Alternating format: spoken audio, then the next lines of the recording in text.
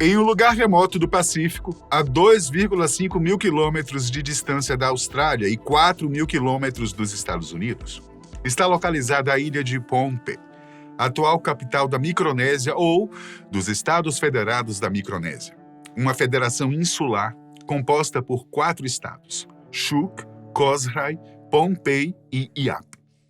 À primeira vista, Pohnpei pode ser considerada uma ilha comum, que sobrevive da pesca, da agricultura familiar e do turismo.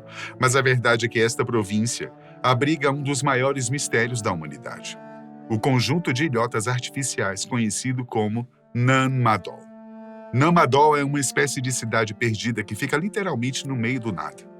Acredita-se que o povoamento tenha se estabelecido em meados do século X, o que é um feito e tanto, considerando que sua estrutura foi erguida sobre corais, utilizando blocos de basalto que pesam até 50 toneladas. É um enigma digno de ser comparado à construção das pirâmides do Egito. Além do mistério de como teria surgido, Nan Madol, existe também as dúvidas de como e por que o lugar foi abandonado. Até então se pensava que a dinastia local, a Saudeleur, tenha sido subjugada por outra, a Izokekelekel, que perdurou até o século XX com a chegada dos europeus. Mas talvez não tenha sido isso que aconteceu exatamente. Hoje nós vamos te contar um pouco mais sobre a história deste lugar e te apresentar os resultados de um estudo recente que pode nos ajudar a entender os mistérios de Nan Madol. E olha, você vai se surpreender com o fato de que o passado dessa ilha poderá revelar a chave para o nosso futuro. Antes de tudo, vamos garantir que todos estejam devidamente situados, ok? Nan Madol fica na Oceania, o menor continente do planeta. Os países mais conhecidos da região são a Austrália e a Nova Zelândia, mas ao todo ela possui mais de 10 mil ilhas e 16 países.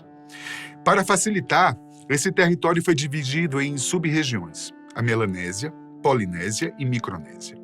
Como dissemos, a cidade que estamos investigando encontra-se nesta última, a Micronésia. Ela foi encontrada por navegantes europeus há pouco mais de 100 anos, mas, como vimos, já é habitada há milênios.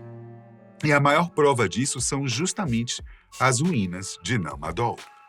Os nativos chamam este lugar de Sunanleng, que em sua língua significa Recife do Céu.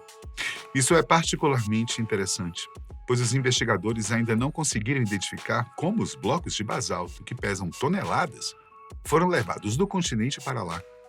Talvez esse nome forneça uma pista que ainda não estamos preparados para entender. Será?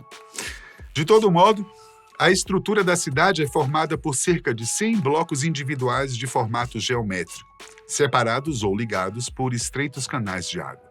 Imagens de satélite ajudaram os pesquisadores a identificar certo padrão nas construções.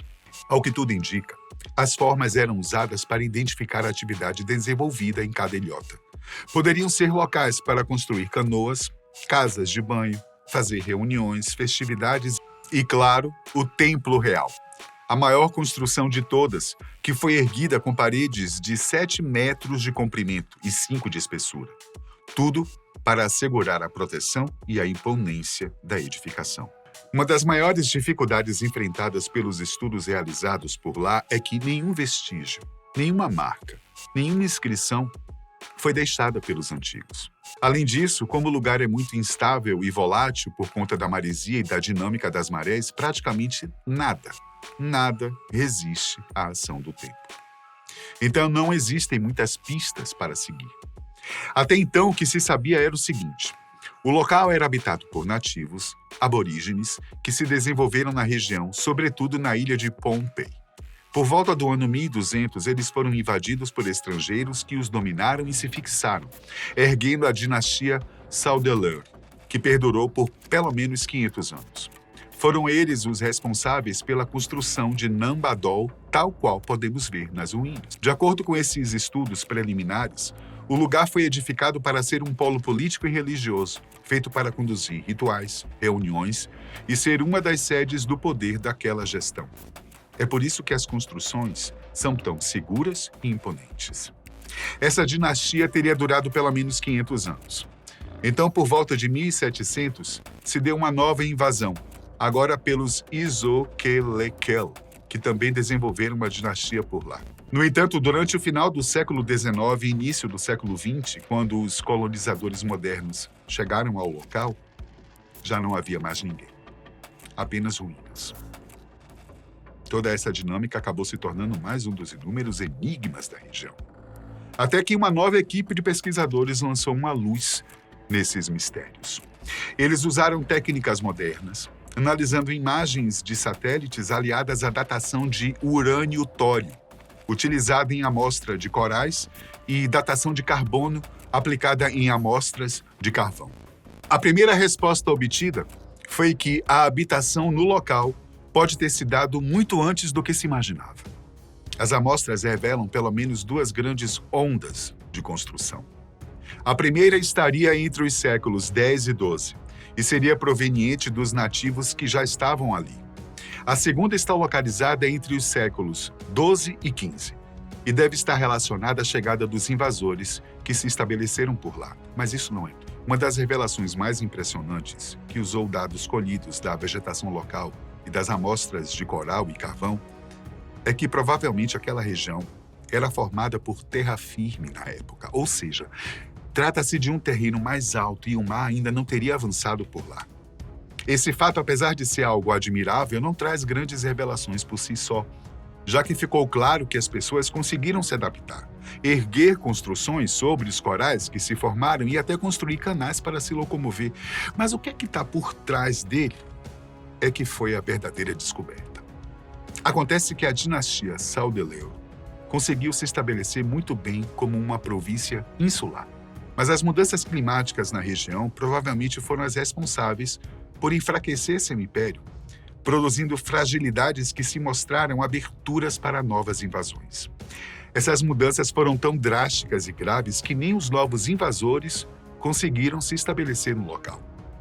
O estudo, que foi publicado no periódico PNAS Nexus, revela que a região foi severamente castigada durante o século XIV, quando houve um fenômeno que ficou conhecido como Pequena Idade do Gelo. Durante esse período, o nível do mar caiu radicalmente, cerca de 30 centímetros, e o clima se tornou muito mais seco, algo incomum para o regime tropical do local. Com isso, a maioria dos recursos ficou escassa e até a navegação foi comprometida, mergulhando toda a sociedade em uma grande crise interna. E isso não foi tudo. O acometimento de outro fenômeno climático, o El Niño Oscilação do Sul, o ENSO, exacerbou ainda mais a situação. Esse evento é responsável por produzir variações extremas no clima, aumentando e diminuindo o nível do mar, além de ampliar os momentos de seca e agravar as tempestades. Com um clima severo e instável, os habitantes passaram a gastar muito mais recursos e tempo para manter e reconstruir suas estruturas, algo que aos poucos foi enfraquecendo ainda mais o regime. O resultado não poderia ser outro. A pressão climática e a falta de recursos impulsionaram um colapso da dinastia Saudeleur, e provavelmente fez o mesmo com os Iso-Kelekel, que vieram logo em seguida. Bom, pode não parecer algo chocante, afinal de contas, nós ouvimos falar sobre mudanças climáticas praticamente todos os dias, nos noticiários, né? Mas, de fato, essa é a prova cabal de que as alterações no clima podem e vão causar grandes impactos em nossa sociedade, caso não tomemos medidas emergenciais. O povo de Nam-Madol sucumbiu em um momento em que as ações humanas ainda não influenciavam tanto na dinâmica do planeta, mas agora, a crescente emissão de gases do efeito estufa, aliada ao desmatamento e contínua poluição, irá piorar, e muito, as coisas por aqui. Que esse caso possa nos servir de lição e que estudos como esse continuem nos ajudando a entender um pouco mais sobre os mistérios do nosso passado e a prever os possíveis erros do nosso futuro.